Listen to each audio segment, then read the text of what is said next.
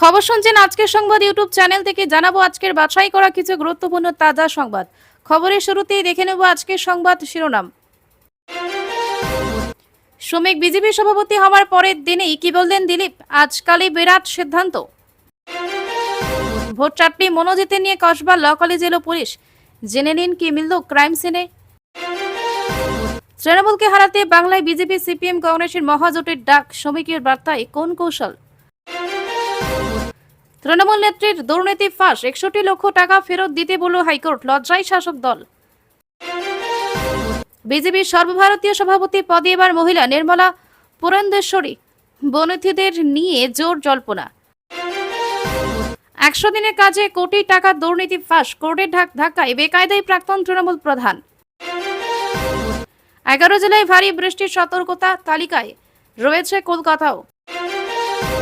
মহরম উপলক্ষে ফের টানা ছুটি, স্কুল কলেজ ব্যাংক সব বন্ধ। শুভেন্দুর হিন্দুত্ব বনাম শ্রমিকের বহুত্ববাদ, বিজেপির ফের দ্বন্দ্বের ইঙ্গিত। কার্তিক মহারাজ মামলায় অভিযোগকারিনীর ওপর পুলিশি হেনস্থার অভিযোগ, ইন ক্যামেরা শুনানির আবেদন। মনোজিৎ মডেল উত্তরপাড়া কলেজেও টিএমসিপির 10 নেতাকে চাকরি, দায় ঠেলে কাঞ্চন বললেন কিছু জানি না। বাংলাদেশ রেপ ধর্ষণ মহামারী মতো বাড়ছে বাংলাদেশে, বলছেন মহিলা উপদেষ্টাই। বিস্তারিত খবর শোনানোর পূর্বেই আপনাদের কাছে করব একটি ছোট্ট অনুরোধ। আমাদের চ্যানেলে নতুন হয়ে থাকলে চ্যানেলটি সাবস্ক্রাইব করে আসছে বিস্তারিত খবরে।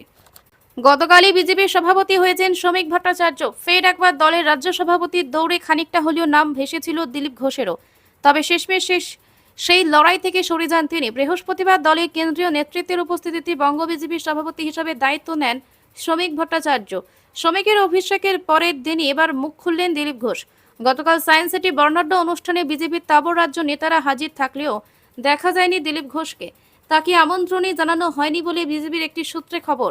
তবে এবার কি বড়সড় কোনো সিদ্ধান্ত নিতে চলেছেন দিলীপ ঘোষ? তিনি কি দল বদল করতে চলেছেন? শুক্রবার এইসব বিষয়ের জবাব দিলেন দিলীপ ঘোষ। তিনি তৃণমূলে যাবেন কিনা জানতে চাইলে দিলীপ ঘোষ বলেন, আমার রাজনৈতিক ভবিষ্যৎ পার্টি ঠিক করবে। ভগবানের খাতায় লেখা আছে, আমাকে বিজেপি নিয়ে এসে একটা জায়গা দিয়েছিল, আমি নিজে থেকে আসেনি। পার্টি চেয়েছে তাই আমি এসেছি। পার্টি আমাকে রাজ্য সভাপতি করেছে, বিধায়ক করেছে, সংসদ করেছে, জাতীয় নেতা করেছে।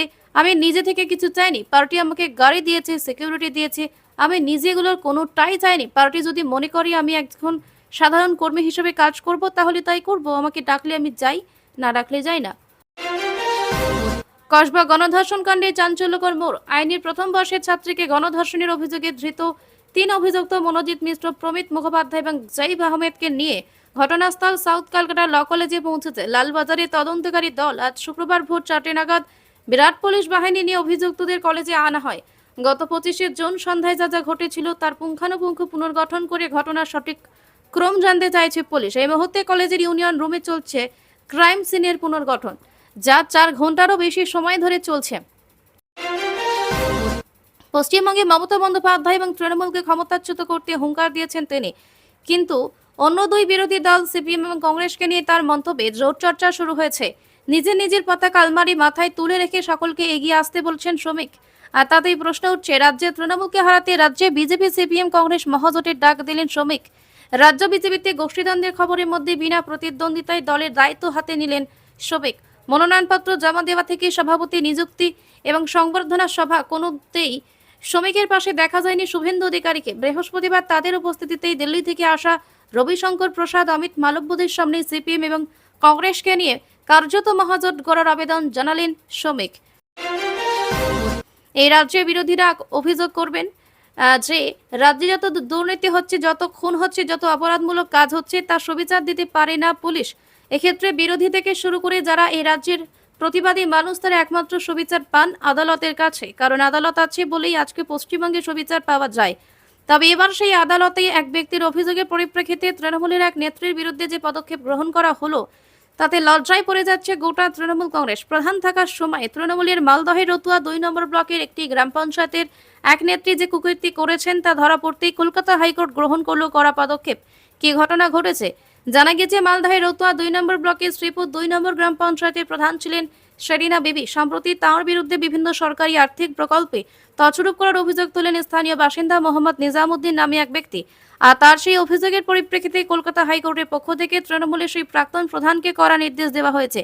আদালতের পক্ষ থেকে জানিয়ে দেওয়া হয়েছে যে তৃণমূলের এই প্রাক্তন প্রধানের বিরুদ্ধে যে সমস্ত আর্থিক তছরূপের অভিযোগ উঠেছে তার পরিপ্রেক্ষিতে তিনি সরকারকে 61 লক্ষ টাকার বেশি ফেরত দেবেন।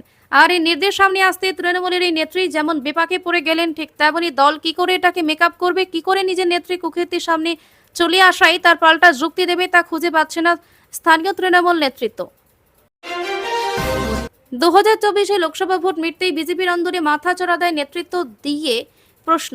কারণ বিজেপির সর্বভারতীয় সভাপতি হিসেবে জেপি নাড্ডার মেয়াদ শেষ হয়েছে 2023 সালের জানুয়ারি মাসে। ভোটের কথা মাথায় রেখে গেরুয়া শিবির তার মেয়াদ 2024 সালের জুন পর্যন্ত বাড়িয়ে দেয়। সেই মেয়াদ শেষ হয়ে গেছে প্রায় 1 বছর আগে, কিন্তু এখনো কাউকে খুঁজে পায়নি বিজেপি। সূত্রের খবর, নতুন সভাপতির কাজ খোঁজ চলছে। কে দায়িত্ব পাবেন তা নিয়ে দলে তীব্র জল্পনা শুরু হয়েছে। বিজেপি সূত্রে খবর, এবার দলের সর্বভারতীয় সভাপতির পদে একজন মহিলাকে বসাতে চলেছে গেরুয়া শিবির। একাধিক নাম উঠে এলেও শীর্ষে রয়েছে 3 জন। কেন্দ্রীয় অর্থমন্ত্রী নির্মলা সীতারামন, অন্ধ্রপ্রদেশের প্রাক্তন বিজেপি সভাপতি ডি পুরন্দেশ্বরী এবং তামিলনাড়ু বিধায়ক বনথি শ্রীনিবাসন। নির্মলা সীতারামনকে এই পদে বসানোর ভাবনা যথেষ্ট তাৎপর্যপূর্ণ। কেন্দ্রীয় বাজেট ও প্রতিরক্ষা মন্ত্রকে দায়িত্ব সামলানো এই মন্ত্রী দীর্ঘদিন ধরে দলের সংগঠনের সঙ্গে যুক্ত। সম্প্রতি বিজেপির কেন্দ্রীয় দফতরে জেপি নাড্ডা এবং সাধারণ সম্পাদক BL সন্তোষের সঙ্গে তার বৈঠক ঘিরে চর্চা শুরু হয়েছে। দলের দক্ষিণ ভারতে পা মজবুত করতে নির্মলার মতো নেত্রীকে সভাপতি করা কৌশল হিসেবে কাজে আসতে পারে বলেই মনে করছেন অনেকেই। অন্যদিকে ডি পুরন্দেশ্বরী একটি গুরুত্বপূর্ণ নাম। প্রাক্তন কেন্দ্রীয় মন্ত্রী, বিশিষ্ট ভাষাবিদ এবং সংগঠনের অভিজ্ঞ নেত্রী অন্ধ্রের রাজনীতিতে যথেষ্ট পরিচিত। বহু দলীয় মঞ্চ এবং আন্তর্জাতিক সফরে বিজেপির প্রতিনিধি হিসাবে তিনিও বেশ সক্রিয়। তৃতীয় নাম বনথি শ্রীনিবাসন, কংবটর দক্ষিণ কেন্দ্রের বিধায়ক। এই আইনজীবী দীর্ঘদিন ধরে সংগঠনে যুক্ত। বিজেপি মহিলা মোর্চার সর্বভারতীয় সভাপতির দায়িত্ব সামলেছেন আগে। কেন্দ্রীয় নির্বাচনী কমিটির সদস্য হয়েছেন প্রথম তামিল মহিলা হিসাবে। আগামী সপ্তাহে দেশের বহু রাজ্যে কর্মব্যস্ত জীবনী সরকারি কর্মীদের জন্য মিলতে চলেছে বড় স্বস্তি। মহরম উপলক্ষে একটানা 3 দিন ছুটি কাটানোর সুযোগ পেতে চলেছেন বহু কর্মীদের অনেকেই। এই জন্য সরকারি বেসরকারি স্কুল, কলেজ, ব্যাংক থেকে শুরু করে স্টক এক্সচেঞ্জ এই সময়ে বন্ধ থাকবে। কবে থেকে ছুটি শুরু? সূত্র অনুযায়ী চলতি সপ্তাহে 5 জুলাই শনিবার থেকে ছুটি শুরু হতে পারে।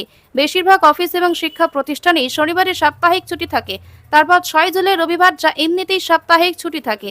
এরপর 7 জুলাই সোমবার মহরম উপলক্ষে সরকারি ছুটি থাকতে চলেছে।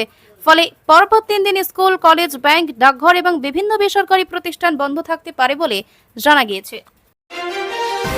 সমবায় সমিতির নির্বাচনে বিপুল ভোটে জিতল কারা? বিপুল সমবায় সমিতির নির্বাচনে বিপুল ভোটে জিতল কারা? বিপুল সমবায় সমিতির নির্বাচনে বিপুল ভোটে জিতল কারা?